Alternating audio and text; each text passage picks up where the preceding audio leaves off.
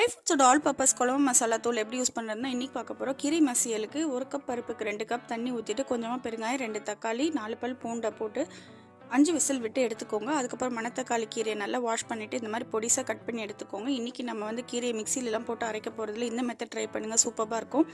ஒரு பேனில் கொஞ்சமாக எண்ணெய் ஊற்றிட்டு கடுகு சோம்பு போட்டுக்கோங்க. சோம்பு போட்டால் செம ஃப்ளேவர் கொடுக்கும். கீரை மசியலுக்கு 2 வெங்காயம் 2 பச்சை மிளகாவை கட் பண்ணி போட்டுட்டு நல்லா வதக்கி விட்டுட்டு அப்புறம் நம்ம கட் பண்ணி வச்சுருக்க கீரையும் போட்டு நல்லா வதக்கிடுங்க. இப்போ துவர்ப்பு தன்மையெல்லாம் நல்லா போயிடும். அதுக்கப்புறமா வந்து நம்ம ஹை ஃபுட்ஸோட ஆல் பர்பஸ் குழம்பு மசாலா தூள் 2 ஸ்பூன் போட்டு நல்லா வதக்கி விடுங்க. தேவையான சால்ட்டும் போட்டிருக்கோம். இதில் வந்து பெப்பர், சோம்பு, கசகசா, சுக்கு, பெருங்காயம், அதுக்கப்புறம் வரமிளகா, தனியா, அப்புறம் துவரம் பருப்பு, கடலைப்பருப்பு, மஞ்சள், கியூமின் சீட்ஸ் எல்லாம் போட்டதுனால டேஸ்ட்டாக இருக்கும். அப்புறம் வேக வச்ச பருப்பையும் போட்டு 5 மினிட்ஸ் கொதிக்க வச்சிங்கன்னா இந்த ஃப்ளேவர்ஸ் எல்லாம் நல்லா அப்சார்ப் ஆகிடும். சூப்பராக இருக்கும்.